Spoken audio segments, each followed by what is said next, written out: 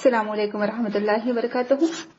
افلا یتدبرون القرآن، آج ہمارا جز 9 رہے گا، سورۃ الاعراف، آیت نمبر 109 تا 126۔ اعوذ باللہ من الشیطان الرجیم، بسم اللہ الرحمن الرحیم۔ قال الملأ من قوم فرعون إن هذا لساحر عليم يريد أن يخرجكم من أرضكم فماذا تأمرون؟ قالوا أرجه وأخاه وأرسل في المدائن حاشرين يأتوك بكل ساحر عليم۔ وجاء السحرة فرعون قالوا إن لنا لأجرا إن كنا نحن الغالبين۔ قال نعم وإنكم لمن المقربين۔ قالوا يا موسى إما أن تلقي وإما أن نكون نحن الملقين۔ قال ألقوا، فلما ألقوا سحروا أعين الناس واسترهبوهم وجاءوا بسحر عظيم۔ وأوحينا إلى موسى أن ألق عصاك فإذا هي تلقف ما يأفكون، فوقع الحق وبطل ما كانوا يعملون، فغلبوا هنالك وانقلبوا صاغرين، وألقي السحرة ساجدين، قالوا آمنا برب العالمين رب موسى وهارون۔ قال فرعون آمنتم به قبل أن آذن لكم إن هذا لمكر مكرتموه في المدينة لتخرجوا منها أهلها فسوف تعلمون۔ لأقطعن أيديكم وأرجلكم من خلاف ثم لأصلبنكم أجمعين۔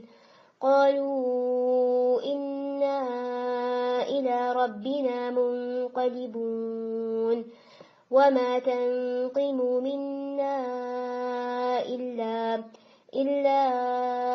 أن آمنا بآيات ربنا لما جاءتنا، ربنا أفرغ علينا صبرا وتوفنا مسلمين۔ السلام علیکم ورحمۃ اللہ وبرکاتہ۔ نحمدہ ونصلی علی رسولہ الکریم، اما بعد، فاعوذ باللہ من الشیطان الرجیم، بسم اللہ الرحمن الرحیم۔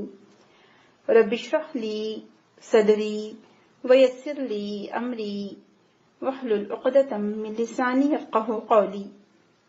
اللہم ارنا الحق حقا وارزقنا اتباعہ وارنا الباطل باطلا وارزقنا اجتنابہ، آمین یا رب العالمین۔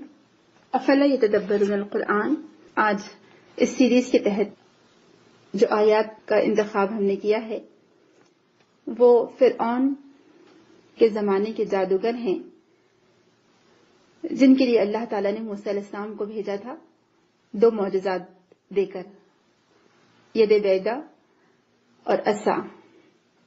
پہلے ترجمہ دیکھتے ہیں اور آئیے دیکھتے ہیں کہ ان آیتوں میں ہمارے لیے کیا سبق پوشیدہ ہے، یا اس میں غور و فکر کی کون سی نئی راہیں کھلتی ہیں ہمارے لیے، تدبر کے کون سے دروازے کھلتے ہیں، اور ہمیں ان آیت پر کیسے عمل پیرا ہونا ہے۔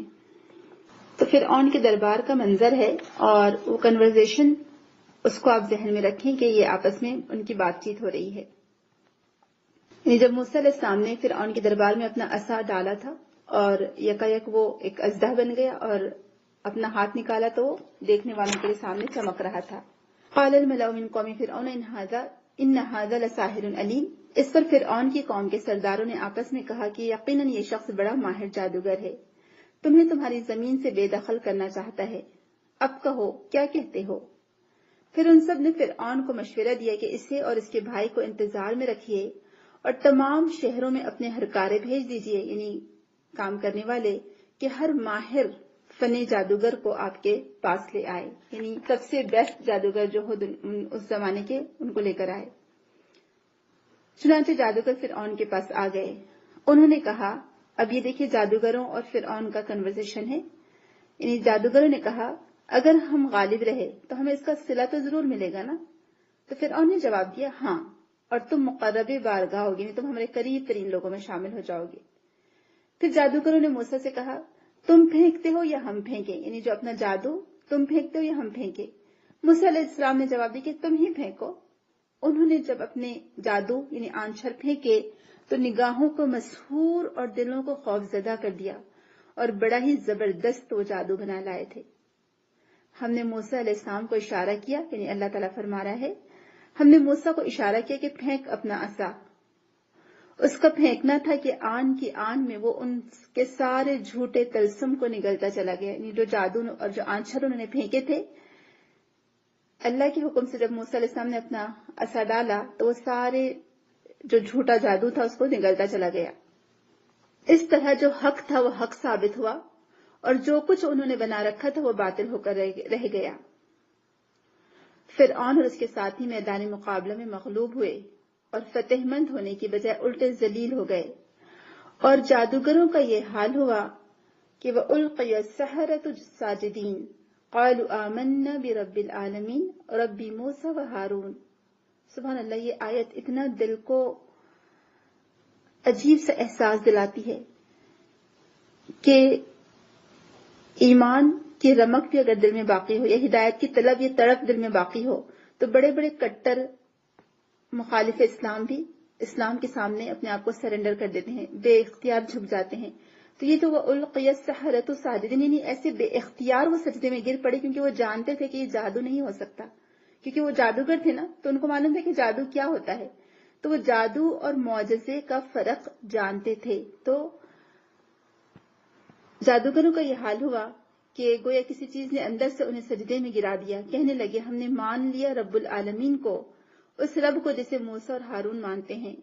فرعون نے کہا، تم اس پر ایمان لائے قبل اس کے کہ میں تمہیں اجازت دوں؟ تکبر کی انتہا دیکھیے۔ یقیناً یہ کوئی خفیہ سازش تھی جو تم لوگوں نے اس دارالسلطنت میں کی تاکہ اس کے مالکوں کو اقتدار سے بے دخل کر دو۔ ابھی تو دیکھیں کہ جادوگروں کو خود بلایا تھا، اور اب کہہ رہا ہے کہ تم لوگوں کی کچھ خفیہ سازش تھی۔ اچھا، تو اس کا نتیجہ اب تمہیں معلوم ہوا جاتا ہے، میں تمہارے ہاتھ پاؤں مخالف سمتوں سے کٹوا دوں گا، اور اس کے بعد تم سب کو سولی پر چڑھاؤں گا۔ انہوں نے جواب دیا، یعنی جادوگروں نے جواب دیا، بھی دیکھیں لمحہ بھر کا ایمان ہے۔ انہوں نے جواب دیا، بہرحال ہمیں پلٹنا تو اپنے رب ہی کی طرف ہے، تو جس بات پر ہم سے انتقام لینا چاہتا ہے وہ اس کے سوا کچھ نہیں کہ ہمارے رب کی نشانیاں جب ہمارے سامنے آ گئیں تو ہم نے انہیں مان لیا۔ اے ہمارے رب، کتنی خوبصورت دعا دیکھیں جادوگر کرتے ہیں، ربنا افرغ علینا صبرا وتوفنا مسلمین، اے ہمارے رب ہم پر صبر کا فیضان کر اور ہمیں دنیا سے اٹھا تو اس حال میں کہ ہم تیرے فرما بردار ہوں۔ سبحان اللہ۔ تو یہ آج کی آیات ہیں سورہ اعراف 109 سے 126 تک۔ الحمدللہ، اللہ تعالیٰ کا شکر احسان ہے کہ اللہ تعالیٰ نے ہمیں پیدائشی مسلمان بنایا۔ یقین جانیے یہ ہم پر اللہ تعالیٰ کا اتنا بڑا احسان ہے کہ ہم مرتے دم تک بھی دن رات اللہ تعالیٰ کا شکر ادا کرتے رہیں تو اس کا حق ادا نہیں ہو سکتا۔ یہ اسلام کی نعمت جو ہمیں ملی ہے بیٹھے بٹھائے اور ماؤں کی گود میں، اس نعمت کا اندازہ ہم لگا ہی نہیں سکتے، کیونکہ ہمیں کوئی قربانی نہیں دینی پڑی، ہمیں کوئی وطن چھوڑنا نہیں پڑا، اور نہ ہی ہمیں اپنا گھر بار چھوڑنا پڑا، نہ اپنی جان کی، اپنے مالک کی قربانی دینی پڑی۔ الحمدللہ۔ یہ ان لوگوں سے پوچھیں جب وہ اسلام قبول کرتے ہیں اور ان کو اپنے رشتہ داروں کو، اپنے گھر بار کو چھوڑنا پڑتا ہے۔ یہاں پر یہ واقعہ لینے کا مقصد یہ ہے کہ ہم اپنے اندر وہ شکر گزاری پیدا کریں، اور جس ایمان کی دولت سے اللہ تعالیٰ نے مجھے اور آپ کو اور ہم سب کو سرفراز کیا ہے، جس ایمان کی دولت سے اللہ تعالیٰ نے ہم کو نوازا ہے، اس پر مزید اللہ تعالیٰ کی شکر گزاری کا اور اس کی عبادت کا احساس ہمارے دل میں پیدا ہو، اور ہم مزید اپنے آپ کو سرنڈر کر دیں اور سر تسلیم خم کر دیں. اور سبحان اللہ، جو چھوٹی موٹی آزمائشیں دنیا میں ہم کو آتی رہتی ہیں، اس پر اس قدر اللہ تعالیٰ کے سامنے شکوہ گناہ نہ ہو کہ اپنا ایمان بھی ختم کر دیں اور اللہ تعالیٰ سے شکایتیں بھی کرنے لگے. کسی بھی انسان کے لیے اس کی جان سب سے زیادہ قیمتی ہوتی ہے. آپ سوچیں کہ وہ جو جادوگر تھے، جو ابھی فرعون سے بہت سارے انعامات کے متوقع تھے، یعنی کتنا ان کے دل میں لالچ تھا کہ وہ فرعون کے مقرب میں کہلائیں گے، مقرب لوگوں میں، یعنی ان کو کتنے ڈھیر سارے خزانے ملیں گے، کتنی فیسلٹیز ان کو حاصل ہوں گی. جب وہ فرعون کے مقرب ہو جائیں گے تو ظاہر سی بات ہے ان کو گھر بار سب کچھ مل جائے گا. اتنی ساری فیسلٹیز سے وہ بہراور ہونے والے تھے، لیکن ان کو ایمان اور کفر کا پتہ چل گیا، ان کو جادو اور معجزے کا پتہ چل گیا، کیونکہ وہ خود جادوگر تھے بہت بڑے. تو وہ جانتے تھے کہ جادو کیا ہوتا ہے، اور وہ سمجھ گئے کہ یہ ہم جو جادو بنا لائے تھے اور اس جادو کو اس نے ختم کر دیا تو پھر یہ جادو نہیں ہو سکتا، یہ تو کوئی معجزہ ہی ہو سکتا ہے. سبحان اللہ. اور اس معجزے کو دیکھ کر انہوں نے اپنے آپ کو سرنڈر کر دیا، اور اندر سے دل سے ان کی ندا اور صدا آئی کہ بے شک ہم رب العالمین پر ایمان لاتے ہیں جو موسیٰ اور ہارون کا رب ہے. کیونکہ ان کو اس سے پہلے رب کے بارے میں بھی کچھ بھی نہیں معلوم تھا، کیونکہ وہ تو نان مسلمس تھے.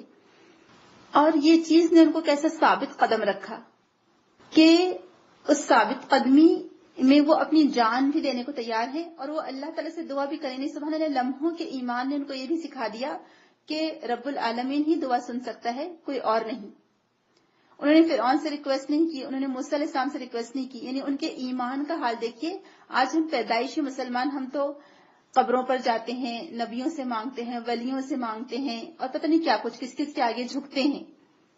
اور ہمارا ایمان کتنا کمزور ہے، اور ہمارے ایمان میں کتنی آمیزش ہے شرک کی کہ ہم اللہ رب العالمین سے مانگنے کے بجائے 10 دروازوں پر 10 در کھٹکھٹاتے ہیں کہ یہاں سے مل جائے گا، وہاں سے مدد مل جائے گی، وہ مشکل کشا ہے، وہ غوث اعظم ہے، اور یہ فلاں فلاں فلاں فلاں ہے، یہ نبی سے مانگ لو، یہ نبی کے واسطے سے مانگ لو دعا.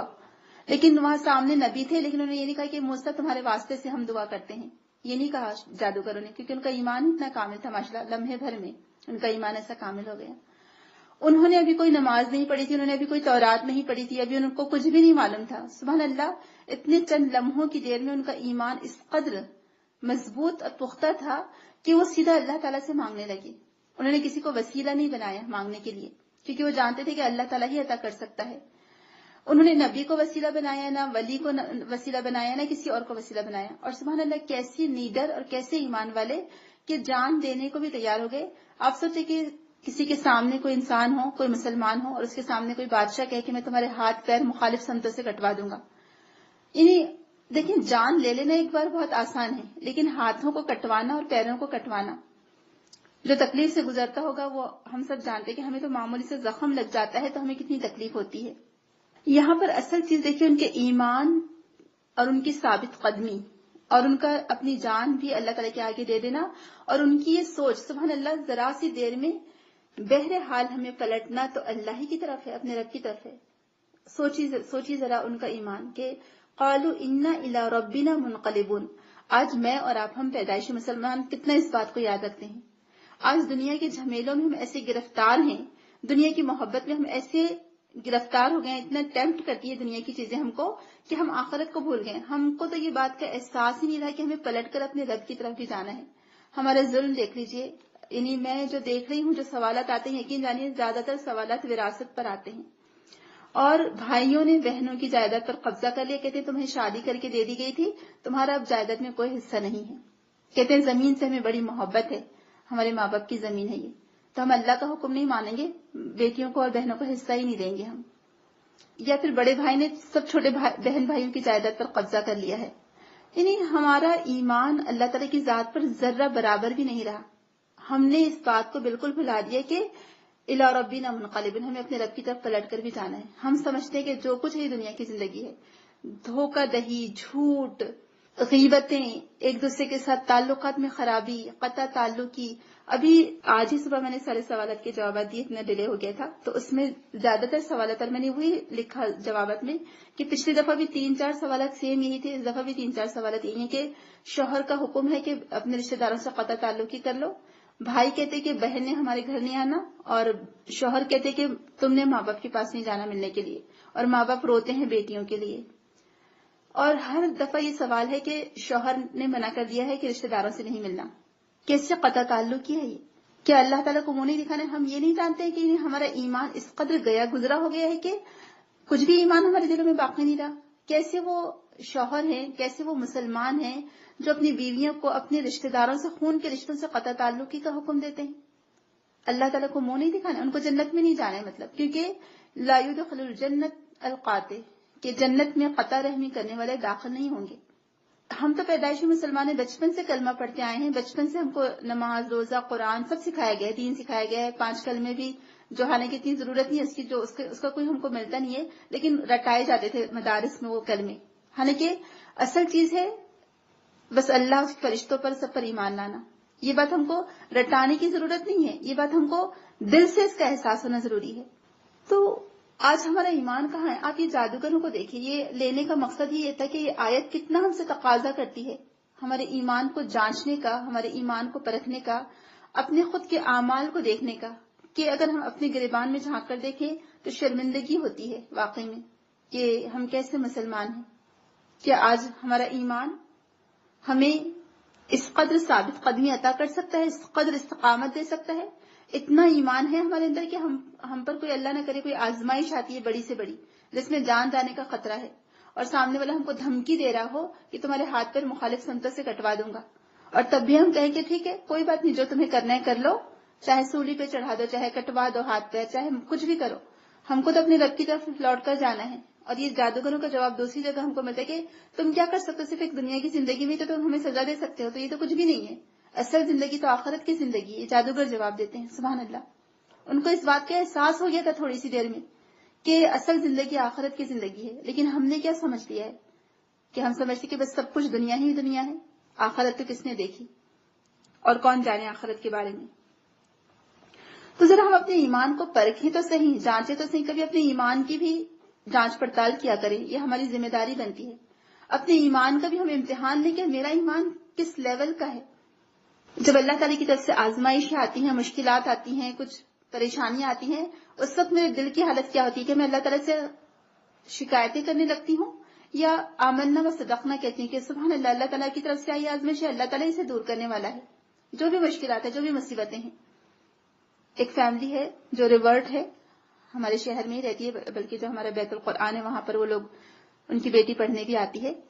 تو ماں بوڑھی ماں ہے جس نے بیٹی کے بعد اسلام قبول کیا، اور وہ ماں بھی چھوڑ کر، اپنے بیٹے کو چھوڑ کر یہ بیٹی کے پاس آ گئی، اور یہ بیٹی بیوہ ہو گئی ہے، یعنی جن سے شادی ہوئی تھی ان کا انتقال ہو گیا، اور ان کے 3 بچے ہیں.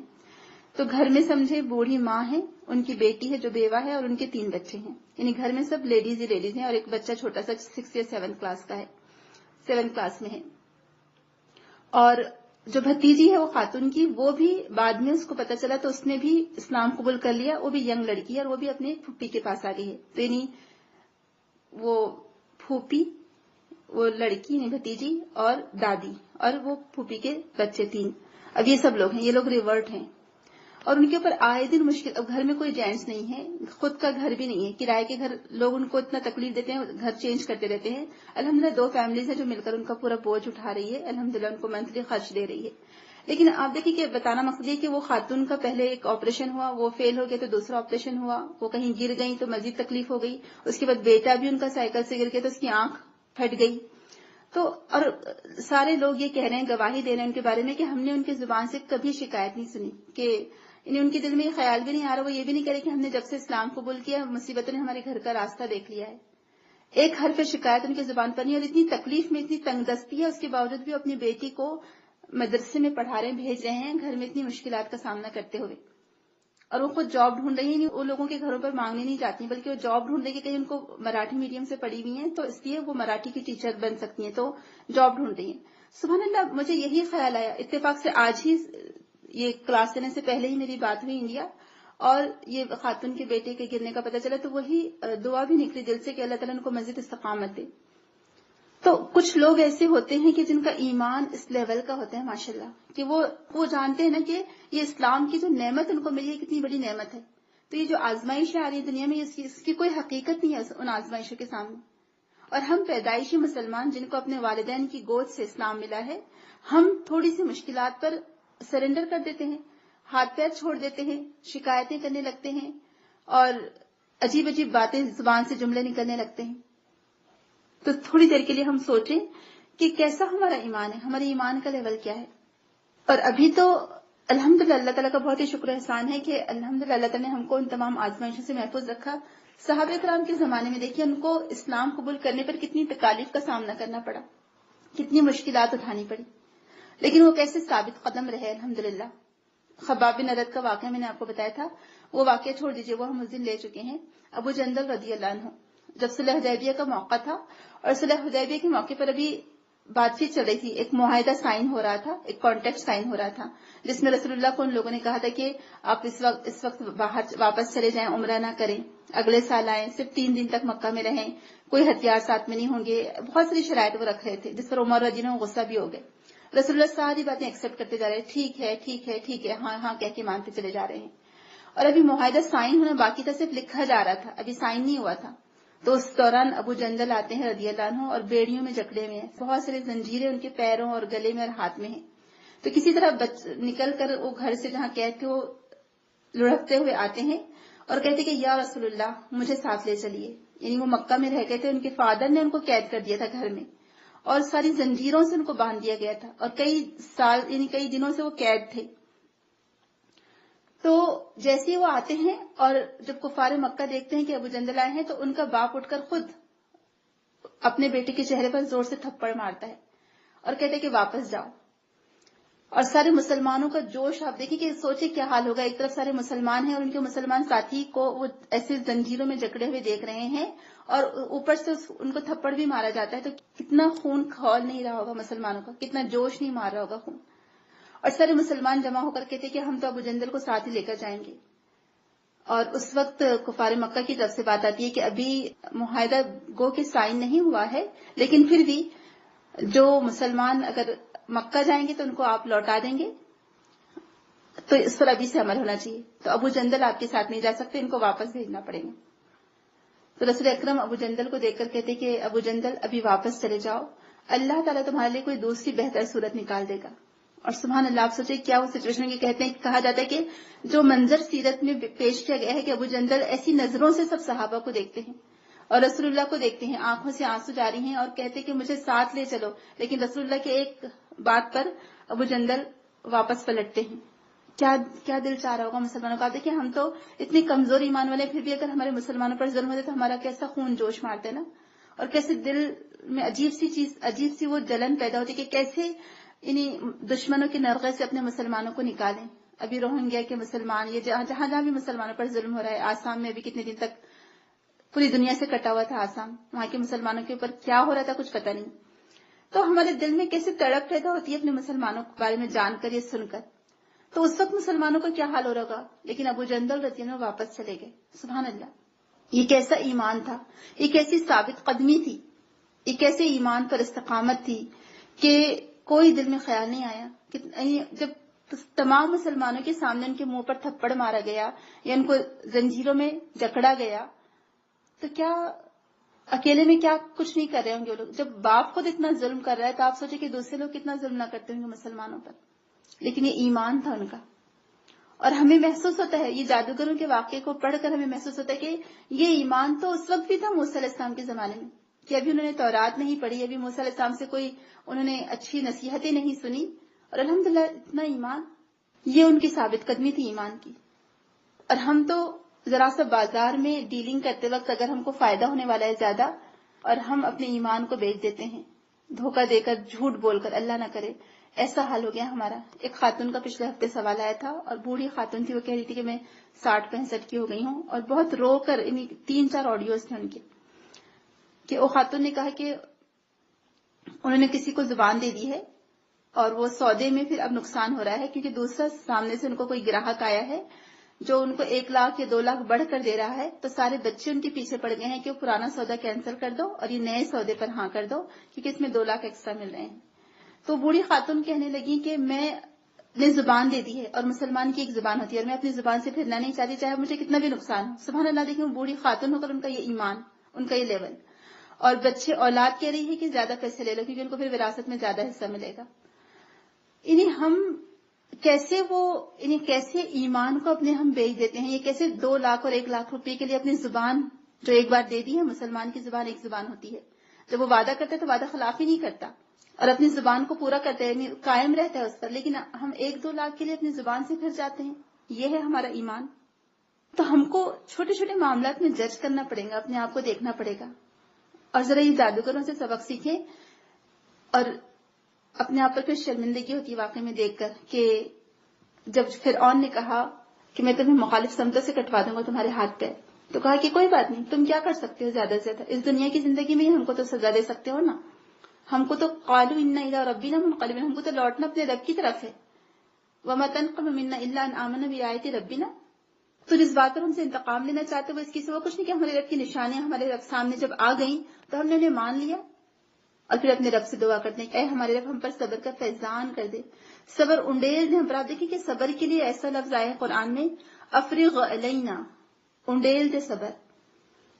ایک چھوٹا موٹا صبر نہیں چاہیے ہوتا ہے ایمان کے لیے, ایمان پر استقامت کے لیے, بلکہ صبر کے بڑے بڑے وہ ڈرم, جس کو امیجن کر لیجئے کہ ڈرم سے پانی آ رہا ہے, جیسے آبشار سے پانی بہت زور سے گرتا ہے, تو ایسا صبر انڈیلنا پڑتا ہے اپنے اوپر. چھوٹا موٹا صبر ریکوائرڈ نہیں ہے. ایسا پختہ ایمان چاہیے اللہ تعالیٰ کو. ایسا پختہ ایمان مطلوب اور محبوب ہے اللہ کے نزدیک. اور دیکھیے انسان کے ایمان کی ہی وجہ سے پل صراط سے جو ہم دوڑیں گے تو کوئی بجلی کی تیزی سے گزرے گا, کوئی گھوڑے کی رفتار سے گزرے گا, کوئی پیدل کی رفتار سے گزرے گا. کیا چیز اس کو دوڑائے گی, کیا چیز ہوگی, وہ کون سا لیول اس کا زیادہ ہوگا جس کی وجہ سے وہ دوڑے گا, بتائیے پلیز. ایمان, جی بالکل ایمان اور اس کا عمل صالح, وہ ایمان کی روشنی ہی میں تو راستہ طے کریں گے. اور وہ جو عمل صالح دنیا میں کرتے رہتے ہیں, کیونکہ دیکھیں ایمان کی وجہ سے ہی انسان عمل صالح کرتے ہیں. جو چھوٹے چھوٹے معاملات ہیں کہ جو مشکلات آتی ہیں, آزمائشیں آتی ہیں, اس پر زبان کو پر کنٹرول رکھنا, اللہ تعالیٰ سے شکایتیں نہ کرنا, ہر مشکل اور مصیبت کو صبر کے ساتھ برداشت کرنا, یہ صبر ہی تو ہے, یہ صبر ہی تو جنت میں لے جاتا ہے. یہ جو ہمارے روزمرہ کے اعمال ہیں یہی تو ہم کو دوڑائیں گے اس پل صراط سے, ہمارے نیک عمل. اور یہ ایمان کی مضبوطی کی وجہ سے ہوں گے نیک عمل. کوئی بھی انسان کنسسٹنسی کے ساتھ کوئی عبادت پر, کوئی نیکی کے کام پر ڈٹا نہیں رہ سکتا جب تک اس کے اندر ایمان نہ ہو, استقامت نہ ہو. یعنی نیکی پر ڈٹے رہنے اور جمے رہنے کے لیے بھی آپ کو آپ کے ایمان کا لیول سٹرونگ چاہیے اور استقامت چاہیے آپ کو اپنے اندر. ورنہ تو کچھ تھوڑے دلے لوگ ہوتے ہیں جو چھوٹی سی بات پر اپنے آپ کو سرنڈر کر دیتے ہیں کہ نہیں بھائی ہم سے نہیں ہو سکتا, بہت مشکل کام ہے. کہتے بہت کر لیا صبر, بہت برداشت کر لیا, اب نہیں ہوتا. کیسے نہیں ہوتا؟ ابھی تو آپ نے وہ وقت, وہ ساری چیزیں دیکھی نہیں, وہ حالت دیکھی نہیں ہے. آپ کو معلوم ہے وہ واقعہ اصحاب الاخدود کا, قتل اصحاب الاخدود, مارے گئے گڑھے والے. کس بنا پر ان لوگوں کو آگ کے گڑھے میں ڈالا گیا تھا؟ کس بنا پر؟ کیا دولت تھی ان کے پاس؟ کس چیز سے آراستہ تھے وہ لوگ؟ ایمان کی دولت سے آراستہ تھے. وہ ایک اللہ کو ماننا چاہتے تھے, اور وہاں کا جو بادشاہ تھا وہ کہتا تھا کہ نہیں, تم شریک ٹھہراؤ اللہ کے ساتھ انسانوں کو, بتوں کو. اور وہ ماں اپنے بچے کو گود میں لیے ہوئے تھی. بچہ کہہ اٹھا, یعنی وہ ایک لمحے کے لیے سوچ میں پڑ گئی کہ یہ آگ کے گڑھے میں میں کودوں بچے کو لے کر. بچہ کہہ اٹھا کہ اے ماں کود پڑ. کیا ان کا دل کہہ رہا ہوگا؟ وہ ان کا جرم کیا تھا؟ صرف ان کا جرم اتنا تھا کہ وہ ایک اللہ پر ایمان لائے تھے, اور اس کی وجہ سے ان کو دنیا میں آگ کے گڑھوں میں کودنا پڑا. سبحان اللہ. آپ سوچے کیسا ایمان ہوگا, کیا لیول ہوگا ایمان کا. الحمدللہ اللہ تعالیٰ کا کتنا شکر احسان ہے کہ آج ہمارے لیے کتنی آسانیاں ہیں. جو لوگ مسلم کنٹریز میں, ان کے تو دیکھا جائے تو کچھ بھی آزمائش نہیں ہے الحمدللہ, ان کے ایمان کو بھی کوئی خطرہ نہیں ہے, ان کو کوئی مشکلات نہیں ہے. جو لوگ نان مسلم کنٹریز میں رہ رہے ہیں وہاں پر بھی کچھ علاقوں میں کبھی کبھی ایسی آزمائشیں آتی ہیں, اور یہ آزمائشیں تو ہمیشہ سے نیک لوگوں پر آتی ہی رہی ہیں. اللہ تعالیٰ ایمان والوں کو ہی آزماتا ہے, ہر ایک کو نہیں آزماتا اللہ تعالیٰ. اگر آئی ہیں آزمائشیں تو اس پر صبر کرے, اپنے ایمان کو ضائع نہ جانے دیں. ہم جانتے ہیں آج کل ہر جگہ آپ کے ایمان کی وجہ سے آپ پر مشکلات آتی ہیں یا آ رہی ہیں. آج آپ کا ایمان ہی آپ کے لیے ایک آزمائش بن گیا ہے, آپ کا مسلمان ہونا. وہ جو کہا جاتا ہے کہ یہ شہادت گہ الفت میں قدم رکھنا ہے. لوگ آسان سمجھتے ہیں مسلمان ہونا, تو اتنا آسان نہیں ہے مسلمان ہونا. یقین جانیے آپ کو اس کی قیمت چکانی پڑتی ہے, آپ کے مسلمان ہونے کی. آپ کو اس کے لیے قربانیاں دینی پڑے گی. آپ کو اس کے لیے اپنے نفس پر کنٹرول کرنا پڑے گا، اپنے اندر وہ طاقت پیدا کرنی پڑے گی کہ ہمارا ایمان سلامت ہے چاہے سب کچھ چلا جائے۔ نہیں آتی ہے الحمدللہ آزمائشیں، بہت اچھی بات ہے، اللہ تعالیٰ کا شکر احسان ہے، لیکن آزمائشوں کا آنا اس کا یہ مطلب نہیں کہ اللہ تعالیٰ آپ سے ناراض ہے۔ آزمائشوں کے آنے کا مطلب یہ کہ اللہ تعالیٰ نے آپ کو چن لیا ہے اور اللہ تعالیٰ ٹھوک بجا کر دیکھنا چاہ رہا ہے آپ کو کہ آپ کا ایمان اور کتنا مضبوط اور پختہ ہوتا ہے۔ تو اس لیے اللہ تعالیٰ مزید ایک کے بعد ایک اور آزمائی ڈالتے چلے جاتے ہیں، تاکہ اللہ تعالیٰ چاہتے کہ میرا بندہ بہت پختہ ہو جائے ایمان میں، تاکہ میں اس کے درجات بلند کر سکوں۔ سبحان اللہ۔ اللہ کے رسول صلی اللہ علیہ وسلم نے فرمایا کہ سب سے زیادہ اللہ کے راستے میں انبیاء آزمائے گئے، پھر اس کے بعد جو ان سے قریب تھے، جو ان سے قریب تھے، جو ان سے قریب تھے۔ تو جو انبیاء سے قریب ہوتے ہیں وہی آزمائے جاتے ہیں، ہر ایک کے حصے میں نہیں آتی ہے یہ سعادت، یہ رتبہ بلند ملا جس کو مل گیا۔ ہر مدعی کے واسطے دار و رسن کہاں، ہر ایک کو اللہ کے راستے میں نہیں سولی پر چڑھایا جاتا ہے۔ کچھ ہی لوگ ہوتے ہیں جن کے اوپر یہ آزمائشیں آتی ہیں، ان کے ایمان کی وجہ سے، ان کا ایمان اتنا پختہ ہوتا ہے تبھی اللہ تعالیٰ ان کو آزماتا ہے، اور یہیں پر تو چھٹ جاتے ہیں لوگ، یہیں پر چھٹائی ہو جاتی ہے ایمان والوں کی اور منافقوں کی، کہ جب مشکلات آتی ہیں تو مشکلات میں مومن ڈٹا رہتا ہے، جمع رہتا ہے، وہ ڈاواڈول نہیں ہوتا، وہ شکایتیں نہیں کرتا، وہ اپنے ایمان کو بیچ نہیں دیتا دنیاوی فائدوں کے لیے، بلکہ وہ ان مشکلات سے گزر کر الحمدللہ سرخرو ہو جاتا ہے، اور منافق وہیں پیچھے ہٹ جاتے ہیں۔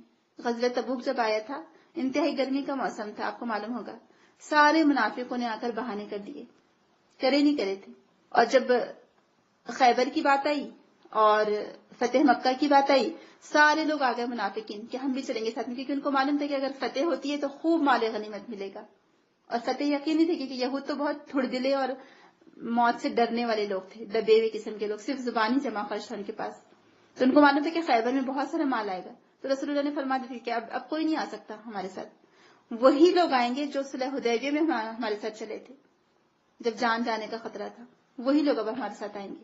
تو منافق کیا کرتے ہیں، دنیاوی فائدہ ہوتا ہے تو آ جاتے ہیں فوراً، اور جب ان کو دنیاوی نقصان نظر آتے تو فوراً پیچھے ہٹ جاتے ہیں۔ تو اللہ تعالیٰ چھاڑ دینا چاہتا ہے یہ آزمائش لا کر، یہ آزمائشیں دے کر، کہ کون مومن ہے کون منافق ہے یہیں سے پتہ چل جائے۔ وہ کہتے ہیں کہ یہ قدم قدم بلائے، یہ سواد کوئے جانا، وہ یہیں سے لوٹ جائے جسے زندگی ہو پیاری۔ تو اللہ کے راستے میں مشکلات تو آئیں گی، ایسا ہو نہیں سکتا کہ اللہ کے راستے میں مشکلات نہ آئیں، سولی پر چڑھائے جائیں گے، بہت کچھ ہوگا، ہر ایک کے ایمان کے لیول سے آزمائش آتی ہے، اور ہماری مشکلات کیا ہیں آج کے دور میں، آپ دیکھیں، بیماری، مال کا نقصان، کبھی سمجھے اچانک کوئی حادثہ ہو گیا، ایکسیڈنٹ ہو گیا، یہ چھوٹی موٹی چیزیں یہ نقصان ہو گیا، بس یہ آزمائشیں ہماری، تو الحمدللہ زیادہ نہیں ہے ہماری آزمائشیں، اور اللہ تعالیٰ ہم پر آزمائشیں بھی نہ ڈالے۔ ربنا لا تؤاخذنا ان نسینا او اخطانا، کہ اللہ تعالیٰ ہم پر وہ آزمائش نہ ڈال جو ہمارے اندر اٹھانے کی طاقت نہ ہو۔ ربنا ولا تحمل علينا اسرا كما حملته على الذين من قبلنا ربنا ولا تحملنا ما لا طاقة لنا به واعف عنا واغفر لنا وارحمنا انت مولانا فانصرنا على القوم الكافرين، کہ اللہ تعالیٰ ہم پر وہ بوجھ نہ ڈال جو تو نے ہم سے پہلے لوگوں پر ڈالے۔ تو اللہ تعالیٰ بھی کسی انسان پر اس کی وسعت سے بڑھ کر بوجھ نہیں ڈالتا، لا يكلف الله نفسا الا وسعها۔ تو آزمائشیں آتی ہیں، اور ایمان ہو اور آزمائشیں نہ ہو ایسا تو ہو نہیں سکتا، یقین جانیے۔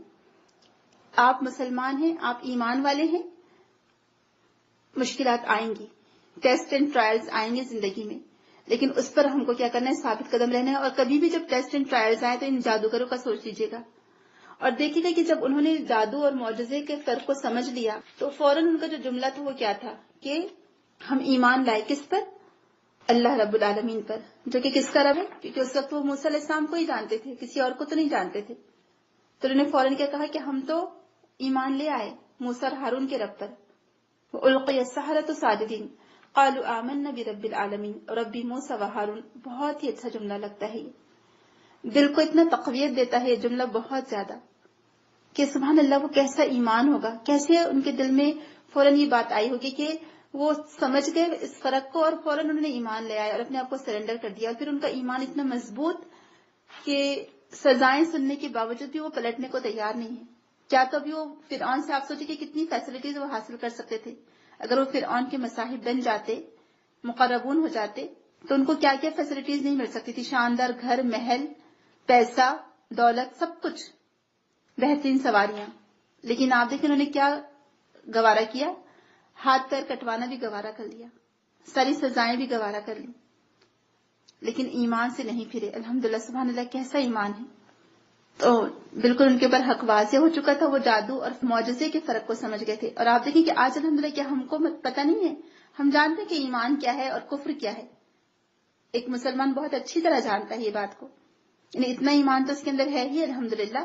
لیکن پھر بھی ہم آج دنیاوی فائدوں کے لیے کیسے اپنے ایمان کو بیچ دیتے ہیں یا ایمان کا سودا کر لیتے ہیں. مومن تو اللہ کے ساتھ اپنا معاملہ کرتا ہے, اللہ کے ساتھ اپنی بیع چکاتا ہے, اللہ کے ساتھ تجارت کرتا ہے کہ اللہ تعالیٰ نے جنت کے بدلے اس کی جان اور مال خرید لیے ہیں. تو جنت اگر چاہیے, اللہ تعالیٰ کی رضامندی چاہیے تو آزمائشوں سے گزرنا پڑے گا, مشکلات آئیں گی, لیکن اس پر صبر کرنا ہوگا, اس پر ڈٹے رہنا ہوگا, جمے رہنا ہوگا. اب دیکھیے دنیا آپ کو ٹیمپٹ کرے گی, آپ کے سامنے دنیا میں ایسے بہت سارے فائدے آئیں گے جو حرام ذریعے سے آئیں گے, لیکن مومن کبھی ان ذرائع کی طرف آنکھ اٹھا کر بھی نہیں دیکھتا. وہ ان فائدوں کو اپنے پیروں تلے رون دیتا ہے, کیونکہ جہاں اس کے ایمان کا سودا ہو رہا ہے, جہاں اس کے ایمان پر بات آ رہی ہے, پھر وہ ان فائدوں کو نہیں دیتا, بلکہ وہ اپنے ایمان کو مزید مضبوط کرتا ہے, اللہ سے لو لگاتا ہے اور اللہ کی طرف پلٹتا ہے, اللہ کی طرف رجوع کرتا ہے. صحابہ کرام کو دیکھ لیجئے. وہ جو واقعہ مجھے یاد آتا ہے ہمیشہ ایمان کی جب بات آتی ہے, عبداللہ بن حذافہ سہمی رضی اللہ عنہ. عبداللہ بن حذافہ سہمی رضی اللہ عنہ وہ کہتے ہیں کہ عمر رضی اللہ کے زمانے خلافت میں عمر رضی اللہ نے ان کو کسی دستے کا کمانڈر بنا کر بھیجا, اور یہ لوگ کسی آس پاس کے علاقے میں گئے, لیکن وہاں پر جانے کے بعد ان کو گھیر لیا گیا اور پکڑ لیا گیا. ان کے چھوٹا سا دستہ تھا ان کا, اور وہ نصرانی لوگ تھے, نصارہ تھے. تو ان کے گورنر نے ان کو بلایا اور پوچھا کہ ان کا سردار کہاں ہے, ان کا کمانڈر کہاں ہے, اس کو لے آؤ سامنے. ان کو سامنے لایا گیا اور ان سے کہا گیا کہ کیوں نہ تم ہمارے ساتھی بن جاؤ, یعنی تم نصرانیت قبول کر لو, ہم تمہیں یہاں پر بہت ساری فیسلٹیز دیں گے. تو انہوں نے کہا کہ اس پر ہمیں بات ہی نہیں کرنی ہے. اس نے پھر آفر بڑھائی کہ ٹھیک ہے, ہم تم کو یہ آس پاس کے علاقے کا گورنر بنا دیتے ہیں, تم ہمارے دین پر آ جاؤ. تو کہا کہ عبداللہ بن حذافہ صاحب نے کہا کہ اگر تم ہمیں پورے علاقے کا بھی گورنر بنا دو یا بادشاہ بھی بنا دو تو ہم کو ایمان کے بدلے میں وہ گوارا نہیں ہے. سبحان اللہ, آپ سوچیں اتنی بڑی آفر ان کو دی جا رہی, کیونکہ وہ تو صحابہ تھے نا. تو کہا کہ ہم کو پوری دنیا کی بادشاہت کے مقابلے میں بھی ایمان کے بدلے اس کے گوارا نہیں ہے. جب اس نے سن لیا اس یہ بات, اب دیکھا کہ یہ بہت اٹل ہے, اپنی جگہ سے ہلنے کے لیے تیار نہیں ہے, تو اس نے کہا کہ اچھا 2 دیگ منگوایا اور اپنے لوگوں سے کہا کہ اس میں تیل ڈالو اور خوب کڑکڑاؤ. جب تیل خوب گرم ہو گیا تو کہا جاتا ہے کہ 2 سپاہیوں کو, مسلمان سپاہیوں کو لا کر اس میں ڈال دیا گیا. ان کا ڈالنا تھا کہ ان کے فوراً ظاہر سے ان کی اسکن ہی الگ ہو گئی وہاں پر الگ الگ. سوچے کیا حال ہوگا. تو یہ دیکھ کر عبداللہ بن حذافہ سہمی رضی اللہ عنہ کی آنکھوں سے آنسو جاری ہو گئے. تو وہ گورنر سمجھا کہ اب یہ بات مان جائیں گے. کہا کہ کیا اب بات مانتے ہو ہماری؟ تو کہا کہ سوال ہی پیدا نہیں ہوتا. تو کہا کہ رو کیوں رہے تھے, یعنی تمہارا رونا تو اس بات کی علامت کہ تم اپنے آپ کو سرنڈر کر دینا چاہتے ہو. کہا کہ میں تو رو اس بات پر رہا تھا, میں اللہ سے دعا کر رہا تھا کہ اللہ تعالیٰ میرے جسم پر جتنے بال ہیں اتنی دفعہ مجھے تیری راہ میں مارا جائے, اور ہر بار جب تم مجھے زندہ کر کے پوچھے کہ اے عبداللہ تجھے کس جرم میں مارا گیا, تو میں کہوں کہ اے اللہ تیری خاطر مجھے مارا گیا. سبحان اللہ, آپ دیکھیں یہ ایمان. تو بادشاہ اتنا حیران ہوا, گورنر یہ بادشاہ جو بھی تھا, اور اس نے کہا کہ کیا تم میرے قریب آ سکتے ہو؟ تو وہ قریب گئے اس کے, وہ اپنی جگہ سے اٹھا اور اس نے ان کی پیشانی کا بوسہ لیا, اور وہ خود حیران تھا کہ ایسا ایمان. اور اس نے پھر سب کو آزاد کر کے واپس لوٹا دیا, چھوڑ دیا. جب یہ لوگ واپس پہنچے اور انہوں نے عمر رضی اللہ عنہ کو, جو امیر المومنین تھے, ان کو واقعہ سنایا, تو عمر رضی اللہ عنہ خود اٹھ کر کھڑے ہوئے اور انہوں نے بھی ان کی پیشانی کا بوسہ لیا کہ جو ایمان اس قدر مضبوط ہو, ایسا استقامت والا ایمان. تو صحابہ کرام کا یہی معاملہ تھا. جب جنگ احد کے دوران عبداللہ بن جہش نے اور سعد رضی اللہ عنہ دونوں دوست تھے آپس میں, وہ مواخات تھے, یعنی رسول اللہ نے جو بھائی بنایا تھا ایک گھر میں رہنے کے لیے, وہ دونوں تھے. تو دونوں نے دعا کی اپنی اپنی جگہ کہ عبداللہ بن جہش نے کہا کہ اے اللہ تعالیٰ میری دعا ہے کہ میں خوب بہادری سے لڑوں اور لڑتے لڑتے تیری راہ میں شہید ہو جاؤں, اور دشمن میرے اعضا کاٹے, اور جب کل قیامت کے دن تو مجھ سے کہے کہ اے عبداللہ تیری یہ ناک, یہ کان, یہ ہاتھ کیوں کاٹے گئے, تو میں کہوں کہ اے اللہ تیری راہ میں تیری خاطر کاٹے گئے. جب جنگ احد کے بعد سعد رضی اللہ عنہ نے دیکھا کہ عبداللہ بن جہش کو ڈھونڈا جا رہا تھا, تو کہا کہ شاید سعد بن وقاص سے سعد رضی اللہ عنہ, مجھے نام ایگزیکٹ یاد نہیں آ رہا ہے. تو جب ان کو ڈھونڈا جانے لگا تو ان کی ڈیڈ باڈی ملی, یعنی وہ شہید ہو گئے تھے عبداللہ بن جہش رضی اللہ عنہ جنگ احد میں. اور دیکھا گیا تو ان کی واقعی میں ناک کٹی ہوئی تھی, یعنی دشمن نے ان کی لاش کا مسئلہ کر دیا تھا. تو سعد رضی اللہ نے کہا کہ سبحان اللہ، عبداللہ کا وعدہ مجھ سے زیادہ بہتر تھا کہ اس نے جو دعا کی تھی اللہ تعالیٰ نے اس کی دعا قبول کی، اور کتنا سچا تھا وہ اپنی دعا میں، اور اللہ تعالیٰ نے کیسے اس کی دعا قبول کی، اور پھر انہوں نے وہ واقعہ بتایا کہ میں نے اور عبداللہ نے یہ دعا کی تھی اور عبداللہ کی دعا پوری ہوئی۔ تو یہ تھے صحابہ کرام کہ وہ اللہ کے راستے میں کیسے اپنی جان بھی دے دیتے تھے، اور وہ صرف کیا چاہتے تھے کہ اے اللہ، جب تم ہم سے پوچھے کہ یہ سب کچھ کیوں ہوا، یہ تکلیف کیوں تم نے اٹھائی، یہ چیزیں کیوں کاٹی گئیں، تو ہم کہیں کہ اے اللہ تیرے راستے میں، تیری راہ میں، تیرے دین کی جد و جہد کے لیے۔ آج تو ہم صرف اور صرف مسلمان ہی رہتے ہیں تو اتنا بھی بہت کافی ہے، ہم تو بھی دین کے راستے میں نکلتے ہی نہیں ہیں، ہم کو تو یہ کام بہت بھاری لگتا ہے۔ ہم تو سمجھتے ہیں کہ اچھا ہمارا کھانا پینا، ہمارا گھر بار، ہماری مصروفیات، ہماری شاپنگ، ہمارے کپڑے، ہماری میچنگ، اور بس اسی میں زندگی گزار رہے ہیں۔ صبح کیا بنے گا، رات میں کیا بنے گا، دوپہر میں کیا بنے گا، کل کیا بنے گا، دین کے کام سے ہمیں کوئی دلچسپی نہیں۔ 24 گھنٹے ہیں ہمارے پاس ڈرامے دیکھنے کے لیے، شاپنگ کے لیے، لغویات کے لیے ہمارے پاس بہت ٹائم ہے، لیکن ہم جب کہتے ہیں کہ دین کی طرف آؤ، ٹیم ورک، ساتھ مل کر کام کرو، کہتے ہیں وقت ہی نہیں ملتا، ٹائم ہی نہیں ہے ہمارے پاس۔ بعض لوگ بچوں کے بہانے بناتے ہیں، بعض لوگ کچھ اور بہانے بناتے ہیں۔ ٹھیک ہے، دین کا کام کرنے نہیں، کچھ سیکھنے کے ہی لیے آؤ، اپنی خود کی آخرت سنوارنے کے لیے آؤ، سیکھنا بھی نہیں چاہتے ہیں۔ نہ آج ہم نے قرآن کو صحیح سے پڑھنا سیکھا، نہ اس کا فہم سیکھنے کی کوشش کرتے ہیں، یعنی جو بیسک دینی نالج ہے وہ تک ہم حاصل نہیں کرنا چاہتے۔ ہاں، ہم BS ہم نے کر لیا، MS ہم نے کر لیا، PhD بھی کر لی، دنیاوی پڑھائی تو ہم اس میں ذرا پیچھے نہیں رہیں گے۔ اپنے بچوں کو اکیلے بھیج رہے ہیں، لڑکیوں کو دنیا کی تعلیم کے لیے، ڈاکٹر بنانے کے لیے، انجینئر بنانے کے لیے، کہیں پر بھی چلے جائیں بچے یا لڑکیاں کہیں پر بھی، لیکن دین کی تعلیم سے ہم ان کو آراستہ نہیں کرنا چاہتے، اس کے لیے ٹائم نہیں ہے ہمارے پاس۔ میں نے دیکھا ہے لوگوں کی ٹیوشنز صبح سے لے کر رات تک بچے ایسے، یعنی اتنا بری طرح جانوروں کی طرح ہانکے جاتے ہیں، جیسے صبح 7 بجے اٹھ کر جا رہے ہیں ٹیوشن پر، اندھیرا ہے، کوئی روڈ پر رش نہیں ہے، صبح اٹھ کر بچے چلے جاتے ہیں۔ لیکن یہ اگر دین کے لیے قربانی دینے کا کہو تو کوئی 1% بھی اگر آئے تو مجھے بتائیے گا، آپ خود بتائیے، اور ہم خود اپنے آپ کو جج کریں کہ دین کے لیے ہم کوئی قربانی نہیں دینا چاہتے۔ تو انٹرنس ایگزام کے لیے تو اتنی بھاگ دوڑ لگی ہے، اس کے لیے ایک ایک لمحہ لگاتے ہیں، ایک لمحہ ضائع نہیں کرنے دیتے، لیکن نمازوں کی پابندی کہاں تک ہے؟ اللہ کے راستے کے لیے کتنا وقت دیتے ہیں؟ اگر 24 گھنٹے اللہ تعالیٰ نے ہم کو دیے تو ان 24 گھنٹوں میں سے 4 گھنٹے بھی ہم دین کے لیے دیتے ہیں، یہ اپنے ایمان کو مضبوط کرنے کے لیے، کیونکہ جب ہم دین کے کام کرنے والے لوگوں سے جڑتے ہیں تو اس کی وجہ سے جو ہمارے ایمان میں اضافہ ہوتا ہے اور جو ہمارے ایمان کو سپورٹ ملتا ہے وہ آپ کو اکیلے انڈیویجول تنہا رہ کر نہیں مل سکتا۔ ایمان کو مضبوط کرنے کے لیے آپ کو ایمان والے لوگوں کے ساتھ جڑنا پڑتا ہے، نیک لوگوں کی مجلسوں میں بیٹھنا پڑتا ہے، تاکہ ان کی نیکیوں کو دیکھ کر ہماری بھی نیکیوں میں اضافہ ہو، ہمارا ایمان مضبوط ہو۔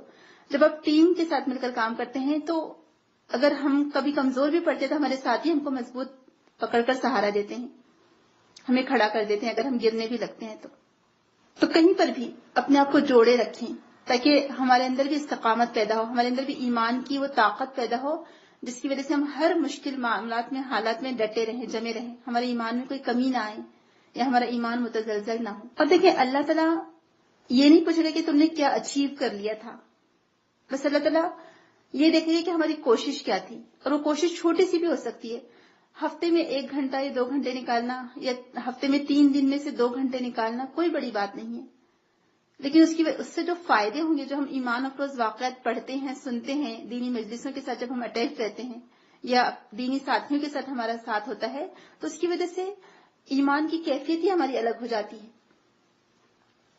تو اپنے آپ کو جوڑے رکھیں۔ جی، وہی دنیا کے لیے ہم بہت کچھ لگانا چاہتے ہیں، دنیا کے لیے ہم بہت کچھ دینا چاہتے ہیں، لیکن آخرت کے لیے ہم ہمیشہ پیچھے ہٹتے ہیں۔ تو اپنے آپ کو دیکھیں، اپنے ایمان کے لیول کو جانچیں، اپنے ایمان کو پرکھیں، پھر یہ دیکھیں کہ ہم اس میں کیسی استقامت پیدا کر سکتے ہیں۔ جو قرآن کے واقعات ہیں، قرآن ہمیں غور و فکر کی دعوت دیتا ہے، اصل میں قرآن ہمیں تدبر کرنا سکھاتا ہے۔ اللہ تعالیٰ خود فرماتا ہے کہ کیا تم قرآن میں غور و فکر نہیں کرتے، یہ تمہارے دلوں پر تالے پڑ گئے ہیں۔ تو قرآن کی آیت ہمارے ایمان کو مضبوط بناتی ہے، ہمیں موٹیویٹ کرتی ہے، ہمیں ایمان پر جمے رہنا سکھاتی ہے۔ قرآن سے اپنے تعلق کو جوڑیں۔ انشاءاللہ ہم لوگ کل ارادہ ہے کہ کل 11 سے 12 بجے تک، 10:30 سے 11:30 یا 11 سے 12 بجے تک کل ہم رمضان اور قرآن کا تعلق کے ٹاپک پر میں خاص طور سے رکھنا چاہ رہی ہوں. میری بہت خواہش ہے, مطلب جو بات کو میں اپنے لیے پسند کر رہی ہوں میں چاہتی ہوں کہ میں سب کو وہ بات بتاؤں.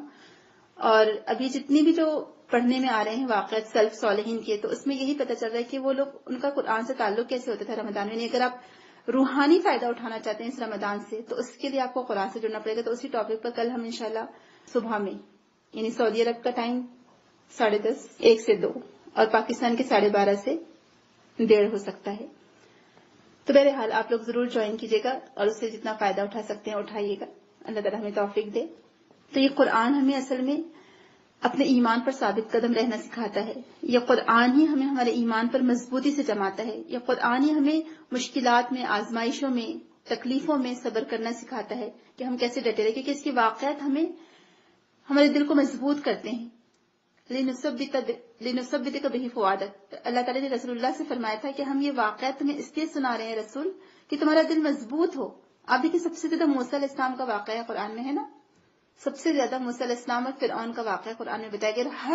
ہر پارے میں, ہر پیج پر آپ کو کوئی نہ کوئی اور الگ نظریے سے اسپیکٹ سے آپ کو نظر آئے گا. یہ واقعہ ڈفرینٹ جگہ ڈفرینٹ چیزیں ہیں.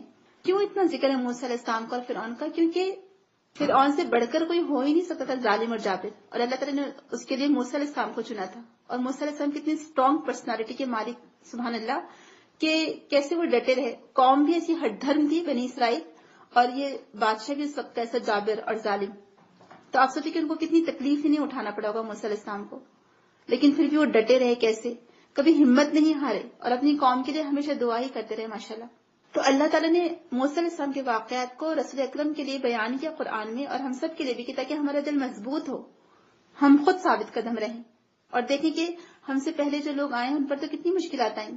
آپ کو معلوم ہوگا نا, رسول اکرم صلی اللہ علیہ وسلم جب ایک بار خباب بن ارت آئے اور ان کی پیٹھ پر وہ جلتا ہوا جو لوہا تھا وہ ٹھنڈا پڑ گیا تھا, جس کی وجہ سے ان کی پیٹھ میں گڑھا پڑ گیا تھا, یعنی ان کی چربی سے وہ لوہا بجھ گیا.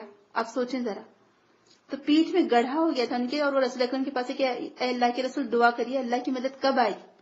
اور رسول اللہ کا چہرہ سرخ ہو گیا اور آپ اٹھ کر بیٹھ گئے. کعبۃ اللہ کی دیوار سے آپ ٹیک لگائے بیٹھے تھے. کہا کہ تم سے پہلے جو لوگ گزرے ہیں ان کے پر آرے چلائے گئے, کھڑے کھڑے رہ کر ان پر آرے چلائے جاتے تھے, زندہ ان کو گڑھوں میں دفن کر دیا گیا, اور اتنی تکلیفیں دی گئی. اللہ کی مدد قریب ہے, آنے والی ہے. تو پہلے کے لوگوں پر تو ایسی مشکلات آئیں. اور ابھی ہم نے اصحاب الاخدود کا پڑھا, آپ نے دیکھا سنا, آگ کے گڑھوں میں لٹرلی ان کو کودنے کے لیے کہا گیا تھا صرف ان کے ایمان لانے کی وجہ سے, اور وہ لوگ کود پڑے تھے بغیر. وہ کہتے ہیں کہ بے خطر کود پڑا آتش نمرود میں عشق, عقل محو تماشائے لب بام ہے بھی.